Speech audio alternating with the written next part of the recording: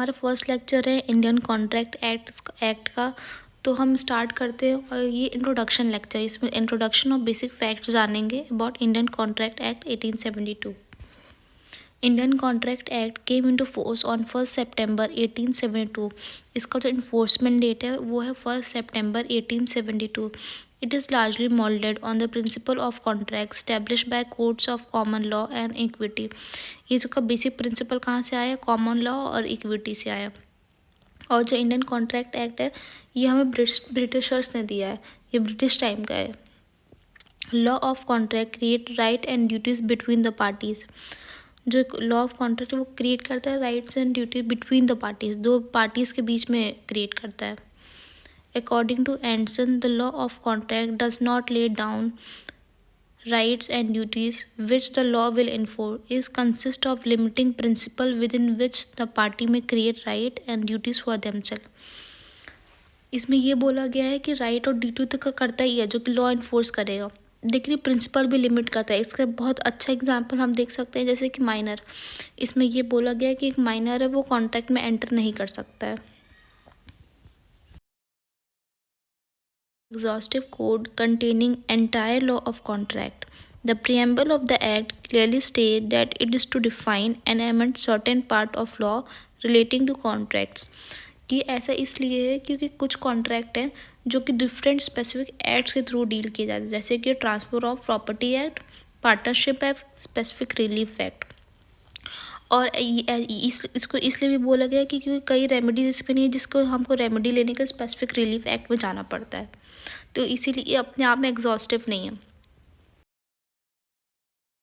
जो कि लॉर्ड स्टॉवल ने बोला था इन डेलिम्प्ले वर्सेस डेलिम्प्ले में, और ये क्वेश्चन है ये प्री में पूछा जाता है।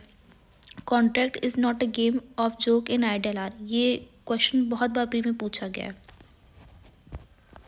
अब हम इंडियन कॉन्ट्रैक्ट एक्ट का स्ट्रक्चर देखेंगे क्या है। तो सबसे पहले तो हम ये जानेंगे कि ये किस लॉ कमीशन ने बनाया था। तो इसको थर्ड लॉ कमीशन ने बनाया था under the chairmanship of sir lord Romilly. देखते हैं overview of Indian contract Act 1872, जो कि दो पार्ट में डिवाइड है। फर्स्ट जो जनरल प्रिंसिपल की बात करता है, सेकंड जो स्पेसिफिक प्रिंसिपल की बात करता है।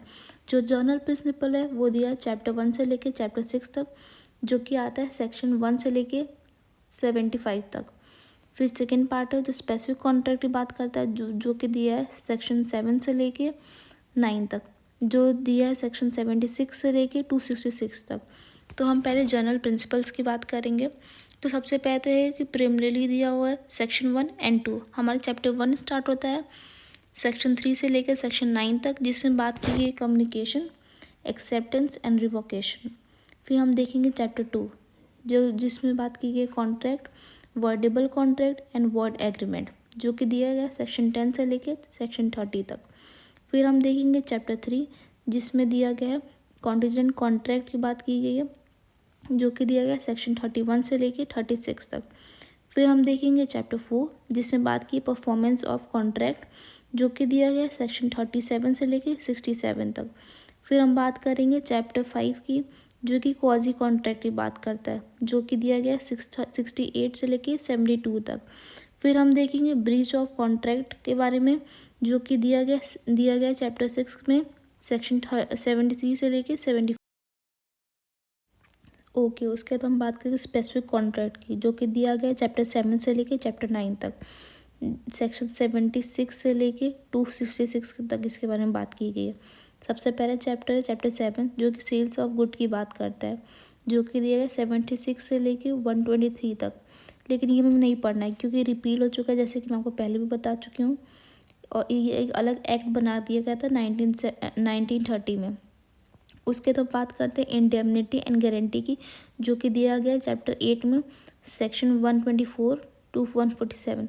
उसके बाद हम बात करेंगे बेलमेंट के बारे में, जो कि दिया गया है चैप्टर 9 में सेक्शन 148 से लेके 181 तक। उसके बाद हम बात करेंगे एजेंसी की, जो कि नेक्स्ट चैप्टर हमारा है चैप्टर 10, जो कि दिया गया है सेक्शन 182 से लेके 238 तक।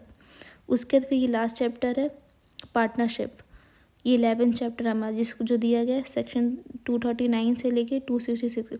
इसके बारे में भी नहीं पढ़ना है क्योंकि एक अलग एक्ट बना दिया गया था 1932 में, तो ये हमें जो चैप्टर 7 है और चैप्टर 9 है, ये दोनों चैप्टर हमें नहीं पढ़ना है, बाकी जो चैप्टर हम सब पढ़ेंगे। हम इंडियन कॉन्ट्रैक्ट पढ़ना स्टार्ट करेंगे बेयर एक्ट से। जैसे कि हम सबको पता है कि बेयर सबसे इम्पॉर्टेंट चीज़ है किसी भी लॉ स्टूडेंट के लिए। तो सबसे पहले हम कॉन्ट्रैक्ट में देखेंगे कि कॉन्ट्रैक्ट वर्ड है वो कहाँ से है। तो जो कॉन्ट्रैक्ट वर्ड है वो डिराइव हुआ है लेटेन वर्ड से, जिसका नाम है कॉन्ट्रैक्टम, जिसका मतलब है ड्रॉन टुगेदर। ड्रॉन टुगेदर क्या चीज़ ड्रॉ टुगेदर की थी? दो लोगों ने एक प्रॉमिस ड्रॉ टुगेदर किया गया था। लॉ ऑफ कॉन्ट्रैक्ट एक कोडिफाइड लॉ है, सब्सटेंसिव लॉ है, एक ब्रांच है बिजनेस लॉ का। ये क्रिएट करता है राइट इन पर्सोनम। राइट इन पर्सोनम मतलब ऐसा राइट जो एक पर्टिकुलर पर्सन के अगेंस्ट है, ना कि वर्ड एट लार्ज। और ये एग्जॉस्टिव लॉ नहीं है। फिर जो हम देखेंगे इंडियन कॉन्ट्रैक्ट एक्ट है वो एक्ट नंबर 9, एक्ट नंबर 9 है ऑफ द ईयर 1872। इसका इनैक्टमेंट डेट है 25 अप्रैल 1872। अब हम इसका प्रियम्बल देखेंगे। Preamble whereas it is expect to define and amend certain part of law relating to contracts. इसमें सर्टेन पार्ट इसलिए बोला गया है क्योंकि कॉन्ट्रैक्ट बस एक यहीं नहीं डील किया गया, और भी अलग जगह से डील किया गया, जैसे कि टीपी और स्पेसिफिक रिलीव एक्ट और भी कई एक्ट्स हैं। अब इसका हम प्रिमिनरी देखेंगे। Section 1 short title, this act may be called Indian contract Act 1872। ये जो एक्ट है इसको हम बोलेंगे इंडियन कॉन्ट्रैक्ट एक्ट 1872। अब हम extend commencement, it extends to whole of India and it shall came into force on first day of September 1872। ये apply करता है पूरे इंडिया पे, लेकिन ये पहले जम्मू एंड कश्मीर पे नहीं अप्लाई करता, लेकिन after passing of Jammu and Kashmir reorganisation act 2019 ये पूरे इंडिया पे अप्लाई हो गया, जम्मू कश्मीर पे भी अप्लाई हो गया, पहले ये अप्लाई नहीं होता था। उसके बाद हम देखेंगे interpretation clause. Section 2 interpretation, in this act the following words and expressions are used in the following sense unless a contrary intention appears from the context। जो इंटरप्रिटेशन क्लॉज दिया गया है वो दिया गया है ए से लेके आपका जे तक। क्लॉज पढ़े उससे पहले हम ये समझेंगे कि जो फॉर्म होता है कॉन्ट्रैक्ट वो कैसे फॉर्म होगा, उसके डिफरेंट स्टेजेस क्या होते हैं। तो सबसे पहले तो एक ऑफ़र आता है, जैसे ए ने बी को ऑफ़र दिया कि तुम मेरा ये फ्लैट खरीदोगे। बी ने जैसे उसको ऑफ़र को एक्सेप्ट किया तो वो प्रॉमिस बन गया, और जैसे ही वो प्रॉमिस बना, प्रॉमिस को एग्रीमेंट में बदलने के लिए प्रॉमिस कंसिडरेशन हो जाएगी। कंसिडरेशन मतलब समथिंग फॉर समथिंग। जैसे कि मैंने आपको प्रॉमिस किया कि मैं आपको आके ये क्लास पढ़ाऊँगी या ये सब्जेक्ट पढ़ाऊँगी, तो बस इससे एग्रीमेंट नहीं मतलब उसके बदले मुझे भी कुछ मिलना चाहिए, जैसे कि फ़ीस मिलनी चाहिए, तो वो एग्रीमेंट में चेंज हो जाएगा। तो कंसिडरेशन में तो होता है समथिंग फॉर समथिंग। अब क्या कंसिडरेशन है, कितनी कंसिडरेशन है, डैट डजेंट मैटर। ओके, अब उसके बाद एग्रीमेंट को कॉन्ट्रैक्ट बनने के लिए लीगल इन्फोर्सेबिलिटी चाहिए। लीगल इन्फोर्सेबिलिटी जैसे कि हम देखते हैं capacity of parties, lawful object, lawful consideration और फ्री कंसेंट। ऐसे ये सब जो चीज़ें पूरी कंप्लीट स्टेजेस पूरे कंप्लीट होंगे तब जाके कॉन्ट्रैक्ट बनेगा।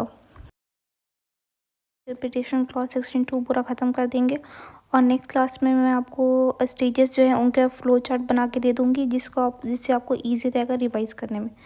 Thank you so much, stay tune for next class. Thank you.